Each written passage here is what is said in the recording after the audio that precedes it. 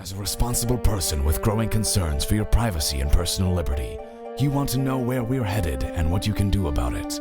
We ask the experts what you need to do to take prudent and responsible action to safeguard your family's wealth and well-being, and what basic first steps will help you to be aware and prepared.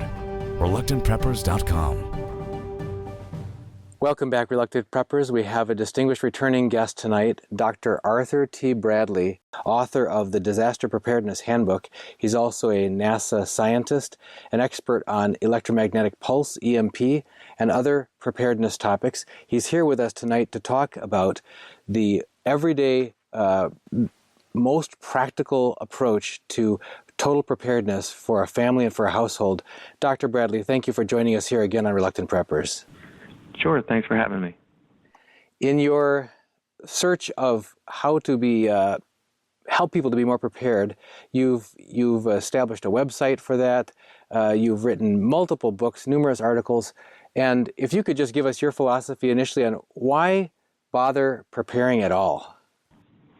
Sure. So that's sort of where I started at in the book was, to see if we could answer that question, because I think it's sort of probably the most important question of all. When you go in to do anything that's going to cost you money and time, sort of ask if it's worth the trouble. And the truth of it is, for many people, they sort of silently decide that it's not worth the trouble. That's why they don't do it.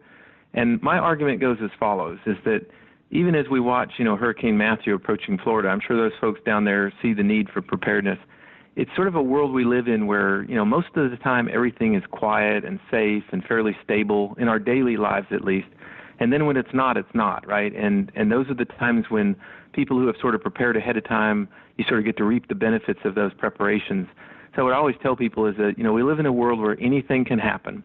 And if you accept that, then you sort of go forward and say, all right, if I accept that anything around me can happen and there are dangers that can kill me, I don't think that's without a doubt, then what is it I can do and what is it I should do as sort of a responsible person on this planet to keep myself safe and keep my family safe? I'll start there and say, all right, it's all about responsibility.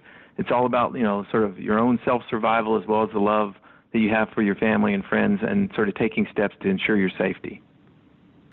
So what do you say to help people get over the hump where they're concerned that people's attitude will be tainted if they let them know that they're interested in preparedness, heaven forbid, call themselves a prepper outright? How do they keep people from thinking they're a kook? Yeah, that's a great question, because I think if you go, in a group of just sort of everyday people, everyday Americans anyway, and you start saying things like, oh, I'm a prepper, certain images come to mind, right? And certainly like doomsday prepper shows and things like that haven't done that any favors, because they take something that is really more for entertainment factor, to an extreme, which makes it entertaining. When most people who say, they're interested in disaster preparedness or they're a prepper, if they want to call themselves that, they're really just saying, hey, I'm going to take some steps to try and be, ready for whatever kind of comes my way. But it doesn't mean that they've checked out of modern society and that they're living in some bunker somewhere or anything like that. It might mean nothing more than they've got some things in the trunk of their car in case they should have to evacuate, or maybe they've stored a little extra food in their home or something like that. So, what I do, I go and give talks around the nation, and one of the first things I have the audience do is I have them raise their hands up in the air, and everybody sort of holler out together, the sky is falling, the sky is falling. And the reason I do that is to sort of realize just how silly you can get, right? And that's not what we're really about. We're trying to sort of take practical steps that, real world steps that are going to be useful to people and, help to keep them safe. Well, right. So what kind of disasters are we talking about? Yeah, so, there's all kinds of them. I tried to lump them into 5 categories, and I'm sure other people could lump them different ways.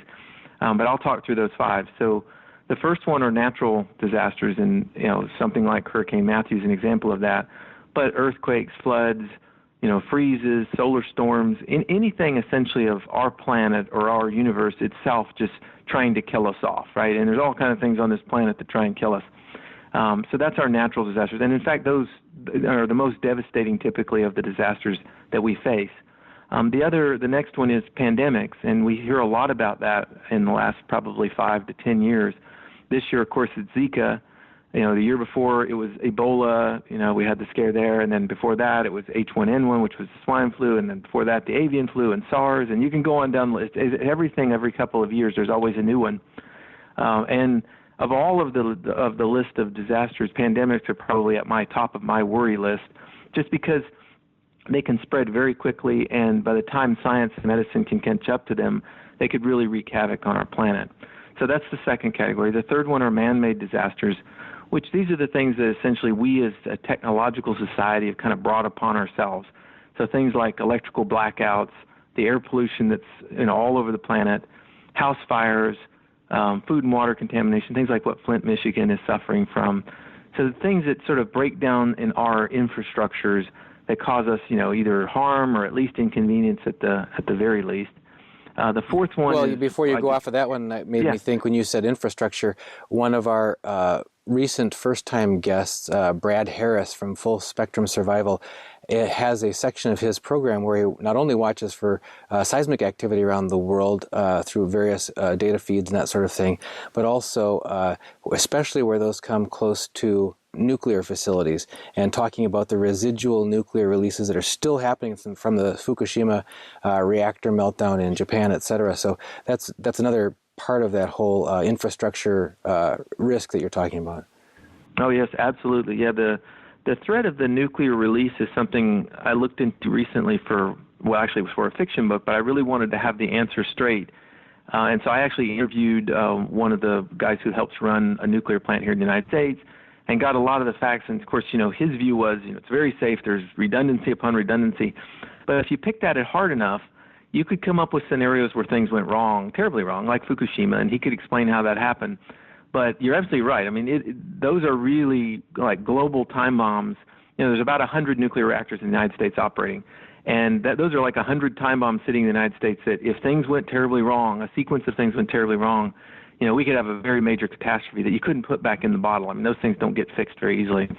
So you're right. You're absolutely right. Beyond the man-made ones, I sort of lump war, terrorism, and crime all together. And we see that, I would say, daily on the news, between, attacks at the malls to bombings to, on down the line. And it's just sort of an ever-present, I don't know about anybody else, but I feel that there's much more of an ever-present sort of physical danger out there than when I was younger. It may just be I'm growing older and more cynical. I don't know, but I certainly feel that way. It feels like we live in a little bit more dangerous time. And then finally, the last one are really just disasters that affect you and maybe your family on a personal level. Things like losing your job or, having a family sickness or a disability, a tree falling and coming through your roof, things like that you didn't expect to have happen, but they still cause the same sort of things. They cause a lot of burden on your family, maybe loss of life as well. So those are sort of my 5 categories of disasters. In your speaking about disaster preparedness, you talk about the Cardinal Rule of disaster preparedness. Can you talk us through what is the Cardinal Rule and how does it apply? Right. So, we'll spend most of the time talking about how to prepare and some actual steps we can take in that. But I like to remind people, and I do this certainly in the handbook, before you go down the path of getting better prepared, understand the Cardinal Rule. And the Cardinal Rule is really simple. It's just that when you can get out of the way of a disaster, do get out of the way of the disaster, right? There's a lot of things people make poor decisions and they put themselves in harm's way when they had an opportunity to escape it, right? And they really have no one to blame but themselves at that point. And so a good example, again, is the hurricane approaching Florida. People have an opportunity to escape that. They know it's coming, there's no doubt, and they've had an opportunity to escape. And some will choose to leave and some will not for various reasons. And I don't fault anybody one way or the other. All I'm saying is if you have opportunities to escape a significant danger, you should take it. Now, that doesn't mean that all disasters can be gotten out of the way of. Certainly they cannot, right? Some things that happen very quickly. Some things are so widespread that you can't escape them anyway. And those are good examples of times when it's really nice to have your preparations in order. It reminds me of a time that I was practicing judo with my daughter, and she's a second-degree black belt in karate, and I was trying to demonstrate a hold on her, and I had her in a pin, and I thought, okay, now, why isn't she struggling to get it? I said, what are you doing? She said, I'm conserving my energy. I'm not in immediate danger. I've assessed the situation. And it's like, dang, I wasn't prepared for that. But sometimes avoiding the conflict is the best way to conserve your energy and to really increase your chances of survival and lower your risk rather than trying to do some heroic confronting it head on. Yeah, that's great. And I will say there's another side to the story. There'll be people who no doubt disagree with me and think I'm saying you should always try and run away from everything that comes. And that's not really what I'm advocating. There are many times that it's safer to stay put, right? And depending on what the threat is to you, People make the opposite mistake, which is, oh, I see something coming, and me and 3 million other people are all going to try and get out of town at the same time, right? Yeah. And what they end up with is on the side of the road, out of gas, with nothing but 3 Snickers bars and a bottle of water in their car, and they're in trouble, right? They're in real trouble. And we saw a lot of that during other hurricanes where people are late to evacuate and things. So there are times, where you're better off. You're in a home where you've got all kind of supplies, all kind of tools, and a shelter that's really sturdy around you. So there's many times when you should not try and get out of Dodge. I'm only pointing the obvious that, if a wildfire is coming your way, it's time to get up and get out of there before it's too late, that kind of thing. So where does an individual family get started? What's the first steps they should take? Yeah, so preparedness is a lot of common sense. And so I'm sure people listening to the show will say, I can find all this on the internet, or this is all just common sense. But what I try and do, at least in the handbook, is I try and organize sort of how do you logically go about creating a disaster preparedness plan, and I saw a lot of things. I read every disaster preparedness book on the market at the time of the writing of this, and what I found was that there was a lot of great advice, but there wasn't really like a logical step-by-step sort of how do you do it, and with some tables and examples of how preparedness looked. So that's what I tried to do, and so I boiled it down to sort of 3 steps, 3 fundamental steps that you get started with. One of them is you sit down and you figure out what it is you're worried about, right? So, for example, I live on the East Coast, and we're worried about hurricanes. We've been hit by 2 since I lived here, but we're not so worried about many other things that people might be, maybe earthquakes or other things. And so you make a list, or you or your family sit down and make a list of the kind of things you're worried about. And those could be anything from, I'm worried about my personal safety when I'm out in public, to I'm worried about electrical blackouts, or and pandemics, on down the list. Whatever really bothers you, whatever keeps you up at night, make a list of it. And that's very different for each individual. It's very different based on, if you have a family, if you live in a city, and, so each situation is different. Once you've made that list, then figure out, well, all right, if this event were to happen, so let's say you're worried about blackout. So, I'm really worried about a long-term blackout, maybe due to a solar storm. You'd say, well, what would be the likely adverse effects of that happening? Well, very likely we would lose electrical power, and then that might lead to maybe the inability to get groceries, and maybe it would lead to the inability to get gasoline for my car. And you could sort of go down the list of what the impacts of that particular threat occurring would be on you and your family. And so you sort of make a list, and there's a little table in the book about sort of how you do that, and you say, all right, these are the impacts that it's going to affect me. And then the 3rd step is just, all very common sense. You just sort of say, okay, now for each of these impacts, I'm not going to be able to get to the grocery store and get food. What can I do to sort of mitigate that impact on me? And, maybe in that case it's, well, I could keep some shelf-stable food on hand that I wouldn't need electricity for, but at least we wouldn't go hungry, right? And so each of those impacts, you just sort of jot down the notes and the actionable steps that you and your family could take to be ready for that, to mitigate those impacts. That's sort of my 3-step process. And in your book, you list a whole structured series of 14 basic needs. You mentioned about Maslow's hierarchy, but you also talk about the most practical needs that people have, so that it helps provide some structure or an outline to that discussion. So it isn't all just brainstorming. It's brainstorming within some guided structure. Right. Yeah, so I break down, basically the book is a few chapters of talking about preparedness and sort of the process of preparedness. And then the rest of the chapters are 1 chapter sort of per need, per each of these 14 needs. And then the last few chapters are sort of some specialized threats that we face, and talking about how to prepare for those. So the 14 needs, just to have them sort of on record here, these are the things that sort of I identified as we need to keep us alive and that we should probably address in a preparedness plan. So I'll run through them. So there's food and water. Everybody thinks of those sort of right off the bat. There's shelter and light, heating and cooling kind of lumped together. Air, that means just mean to have clean air to breathe. Sleep, hygiene and sanitation, medicine and first aid, communication, power, financial security, transportation, and protection. So that's sort of the chapters of the book, but it's also sort of the topics that maybe if you were addressing these impacts, you would think about, okay, how's my communication? Am I still going to be able to receive radio broadcasts or television broadcasts to know what's going on? You could sort of address these individually. You introduce a new term in your discussions. One, it's called stock Guy Valise. What in the world is that? Yeah, that's a term I used to use a lot. I haven't used it in a while, but I do when I go and give talks, because it sort of really shows the idea of what I'm about. And I just took 3 words and stuck them together. And some of your audience I know will know where they come from. Stock Guy Valise. So the first word is stock, and that comes from the word stockpiler. And, most of the time when people think of disaster preparedness or even, that topic in general, they think of people stockpiling a lot of supplies. And that's certainly a part of being into disaster preparedness is to store extra supplies. So stockpiler is part of it.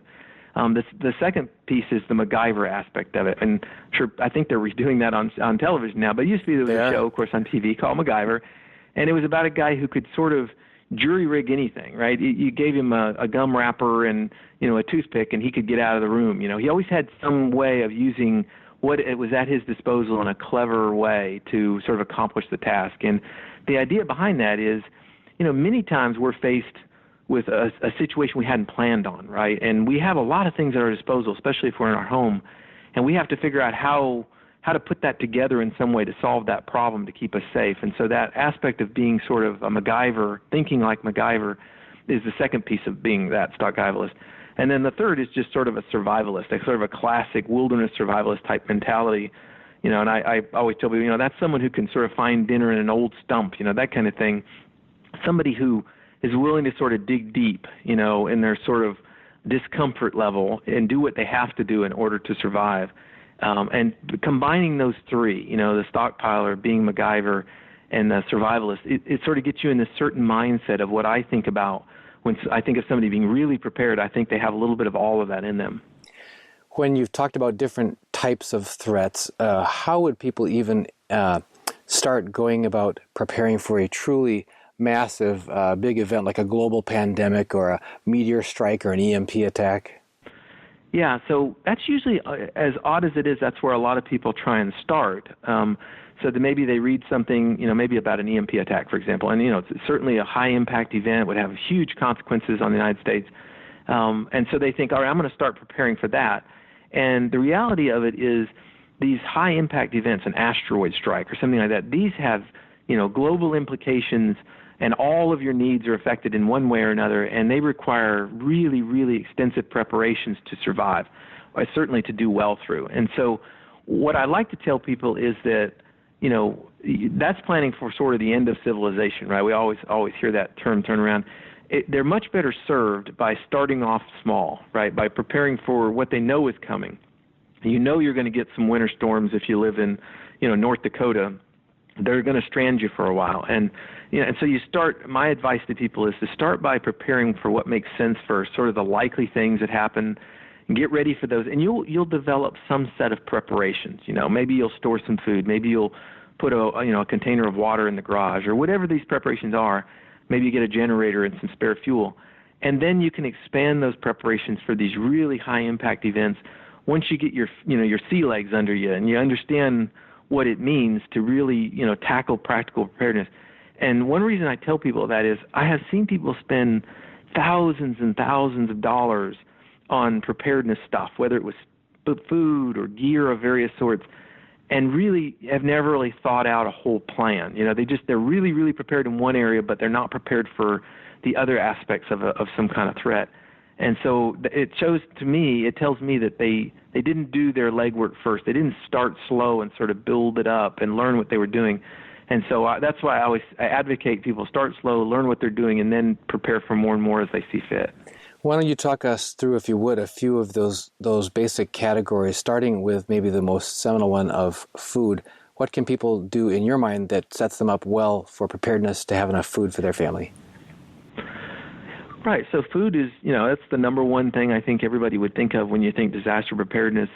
It perhaps is not the most important item to prepare for, but it's certainly the one that comes to mind. And, everybody's opinion on food storage and food preparation is very different. And I get a lot of flack when I give talks because my advice doesn't necessarily align with the end of the world kind of thinking. So my advice is this. I think every person in every house in the United States should have a minimum of 30 days of food in their house. And usually that's about when people start throwing things from the audience and so forth. Because many people have heard, well, I should have a year's worth of food, a year's worth of supply of food. And I have no objection to that if somebody wants to store a year's worth of food, but it is a lot of food, and you have to worry about spoilage and rotation and rodents and all kinds of other issues with it. And so I'm not saying don't do it. What I'm saying is, again, with that start small, build up, I think a 30-day supply gets you through 98% of the things that could happen to you. Most things are resolved within 30 days, even large hurricanes and earthquakes. Most things in the United States anyway, within 30 days, emergency aid is available and people can survive at that point forward. So that's sort of my how much. In terms of, what to store, if you go on that premise of 30 days is sort of enough, maybe, or even if you went 60 days, you can just store regular foods. You can store canned foods and boxed foods. You don't want to do too heavy on refrigerated or frozen foods because you could easily lose power depending on the threat. But so, you can store normal things. I always tell people, store what you eat what you store, right? It's not that difficult to maintain a pantry of 30 days of food. I will say, though, most people only have about 5 to 7 days of food in their house. They don't have a lot of food. So it is a lot more than what people are used to, but it's not, huge volumes of food. There is a sort of a separate category of food storage altogether, which is if you wanted to store long-term food storage. This is food that you maybe don't eat regularly, but you want to have for a really big emergency, and there's many options for that, but that's typically where people buy, freeze-dried foods or dehydrated foods. Some people even buy MREs, for example, and these are foods that typically go into like maybe a church pantry or a neighborhood pantry where you might not touch them for 10 years, right? They're just going to sit there as sort of an emergency stockpile.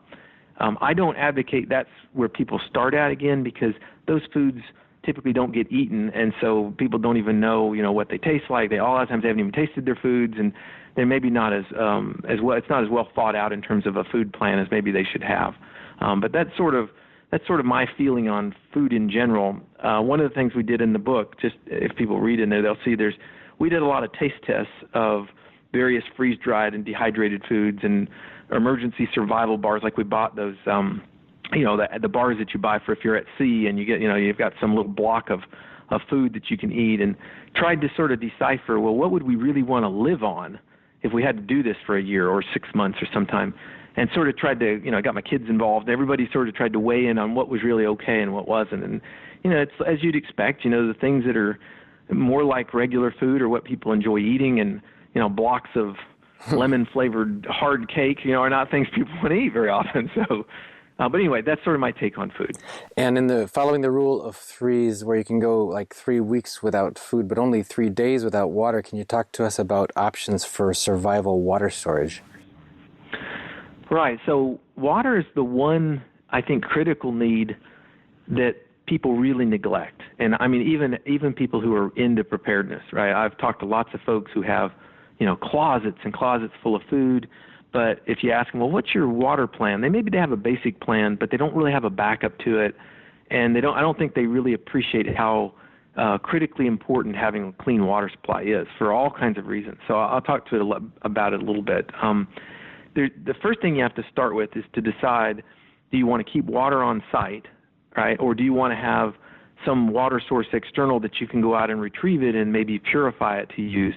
If you're blessed with having a water source nearby that you can just purify and use, that's great. That saves a lot of trouble in terms of the storage requirements.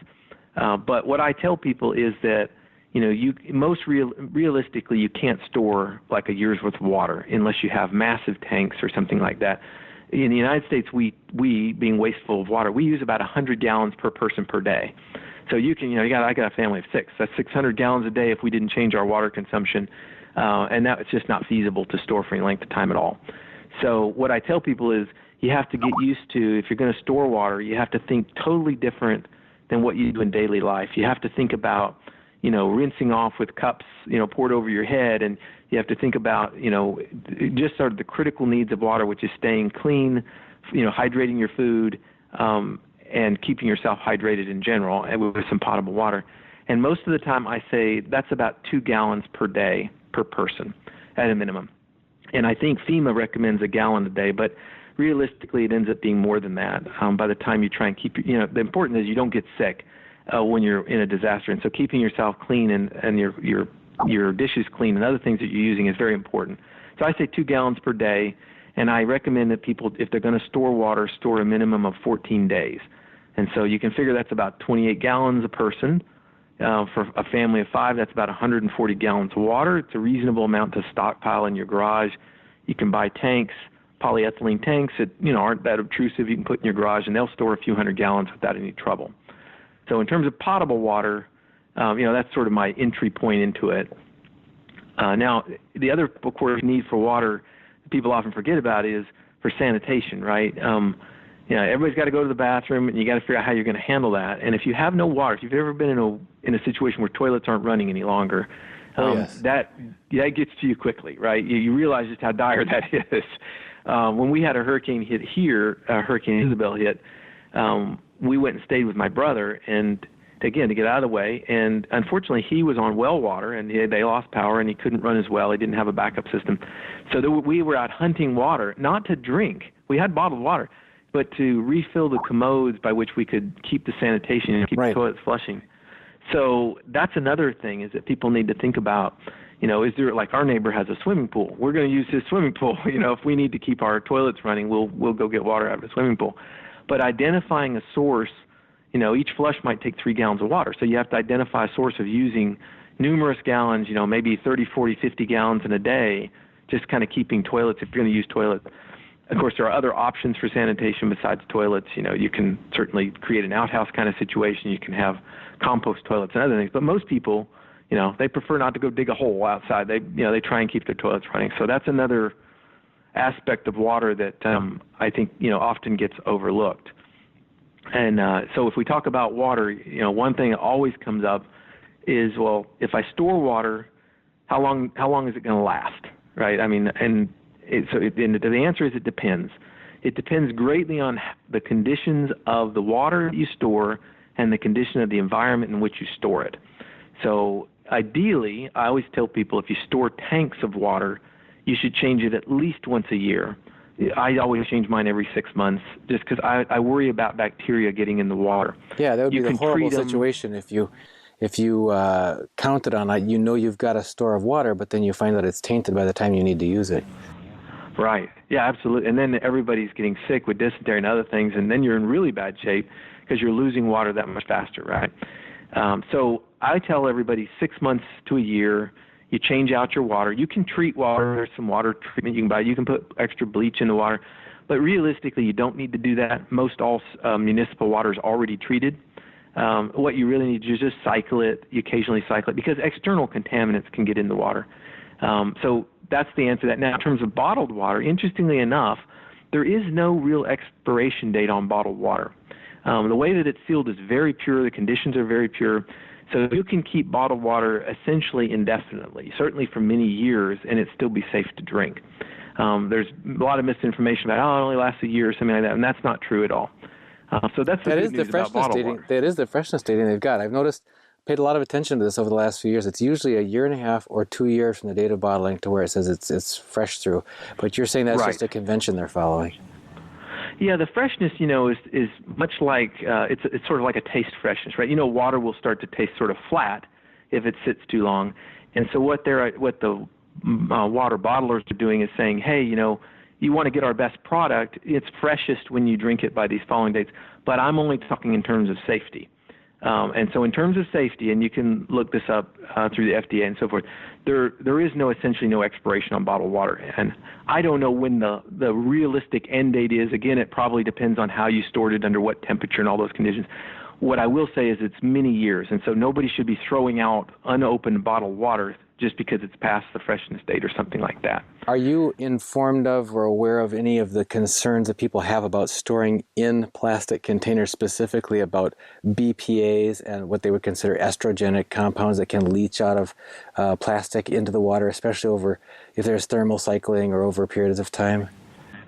Yeah, so I certainly have seen the news on that as well, and I know a lot of the new plastic containers, are supposed to be free of that. And I don't, I'm not somebody who studies water in that sense.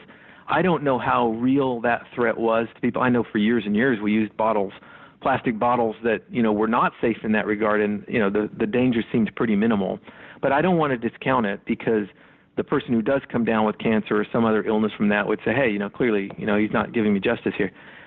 All I will say is I think in the bigger scheme of threats facing you, that's probably on the lower part of the list. Even if you had older plastic containers, it just wouldn't be something that I was worrying about when I was really thirsty. With that said, if I were going to buy new storage tanks and so forth, I would do my homework and make sure that they were BPA free and make sure that, it was as safe as I possibly could have for just those reasons. What about variety of storage containers? You've mentioned large tanks. You've also mentioned bottles. Is there a virtue in having a variety or diversity of sizes of storage containers? Yeah, I think it's very important. In fact, I have for example, we have a tank in the garage that we keep sort of our regular water storage in, but we also have 6 of the, I guess they're about 6-gallon jerry cans, plastic jerry cans, which, we just got at Home Depot. They're meant for water storage. And the reason I did that is exactly what you're saying, is that, there's some disasters we talked about earlier. You need to get out of its way. You got to get out of there. And so you certainly can't take your tank with you. And so what I can do is fill up those jerry cans, throw a handful of those in the back of the van, and be on our way, and at least have, some potable water that I know is safe to drink as I go. So I do think it's important that you have portable containers for that reason, as well as if you have to go retrieve water from somewhere, you have to have some containers by which you can retrieve it in. So I do think various sizes are important, yeah. And if you do retrieve water that you need to purify, what are the variety of options that you talk about in your book for how people can purify the water? Yes, I got really into water purification for a while, and anybody who reads the book will see that. So I got every kind of water purifier known to man, just about, and every technique of purifying water. And I was trying to figure out through research and through my own sort of investigations, what was sort of the optimal way. I wanted the one best way. And what I discovered is all of them have trades. They're good and bad. And I have a table in the book that sort of, shows those. But the normal methods, the sort of commonplace ways of purifying water, are either boiling it, right? And boiling is great. If you have the heat source, you can kill all pathogens by boiling the water, right? So all the parasites that you're worried about, bacteria and viruses, all of them you can kill with boiling if you boil it. So that's great.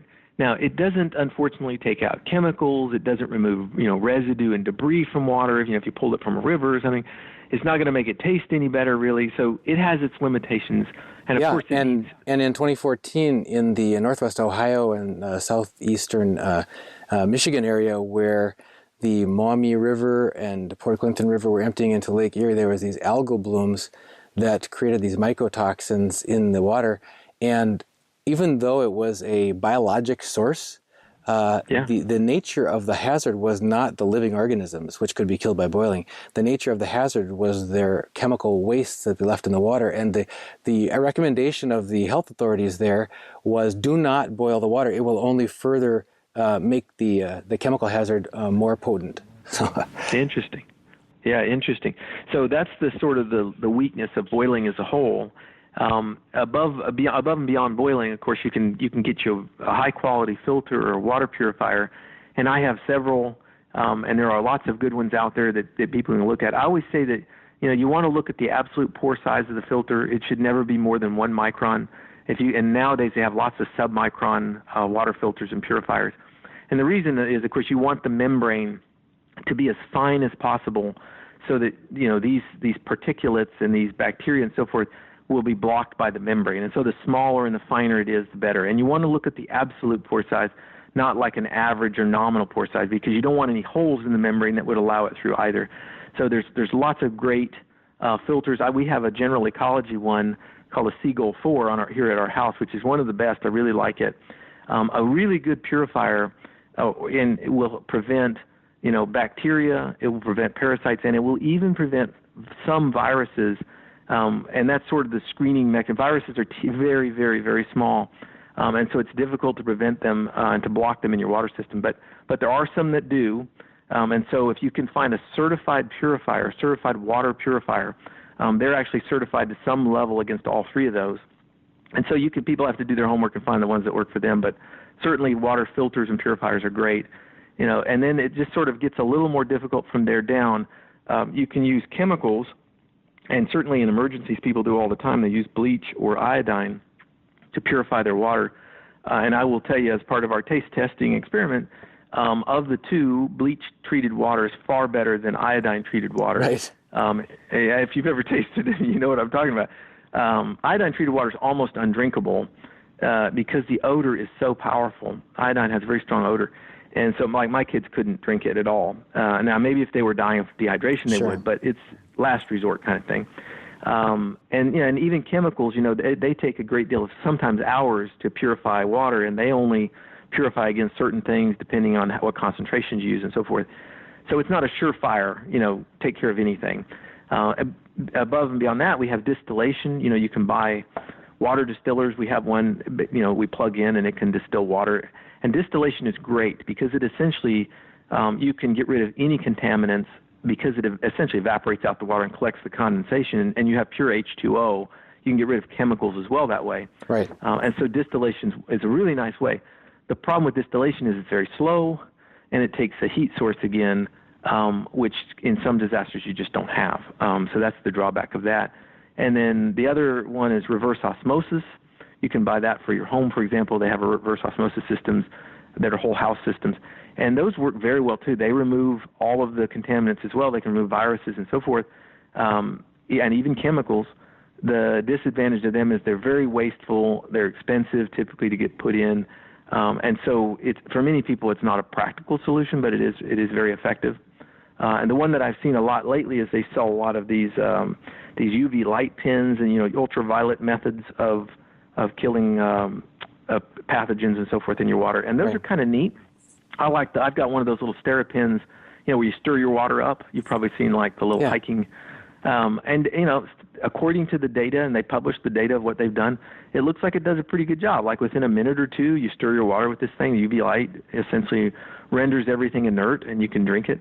And I view those as more like a small, like for on a small sample, you can do a cup or two at a time.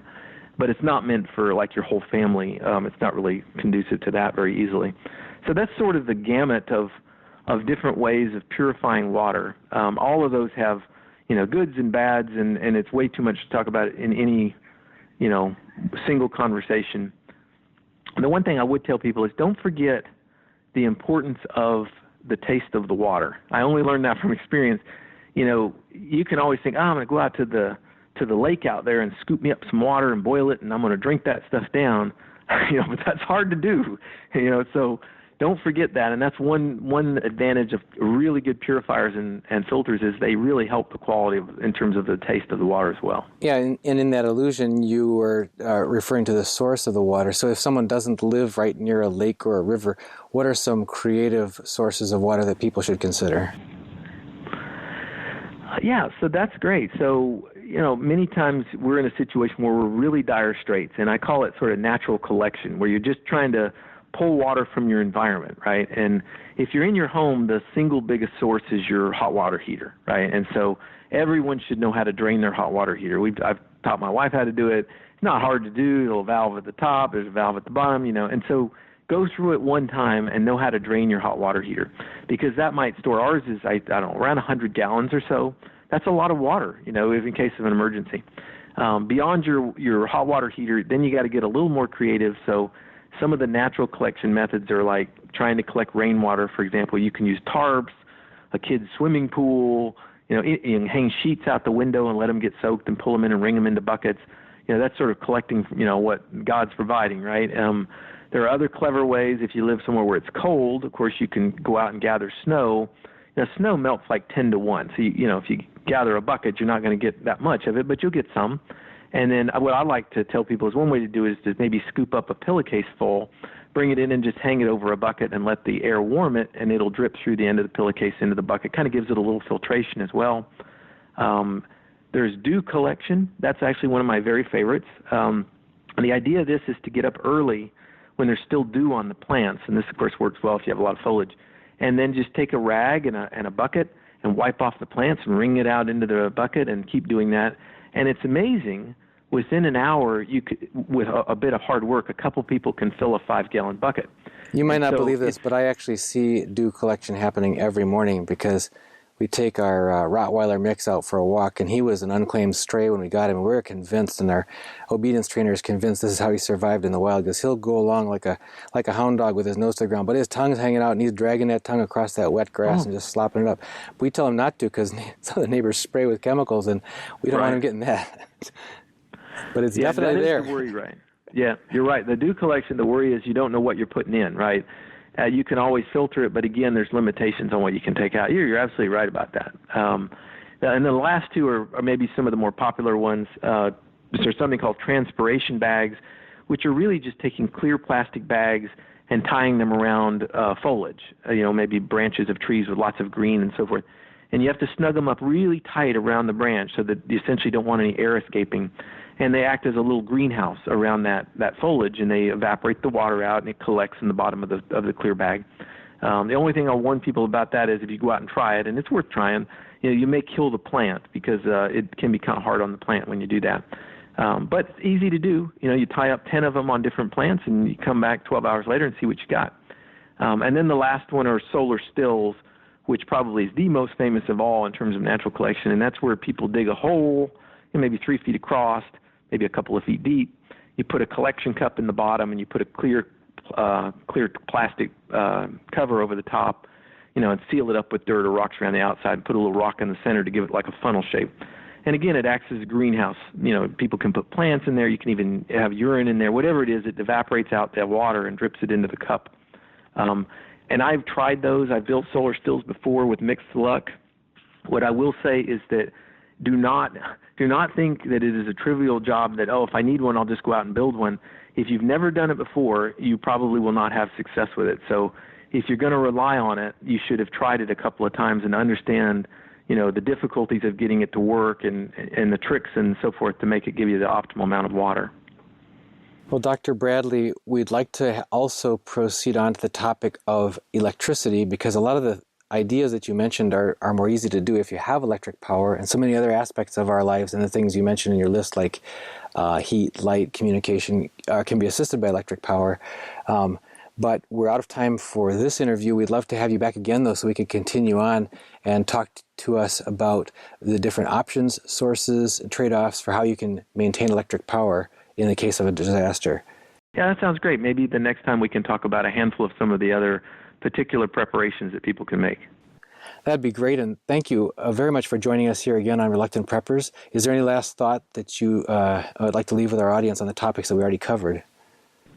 Well, the only thing I'll say is that everybody should remember that we're all in this together, right? And so it's real easy to turn our attention inward when we're thinking about disaster preparedness, when we're thinking about our family safety. But also think about your neighbors and think about your friends and family and how you might be able to work together as part of a network. I find that we're much stronger if we're able to work as part of a group.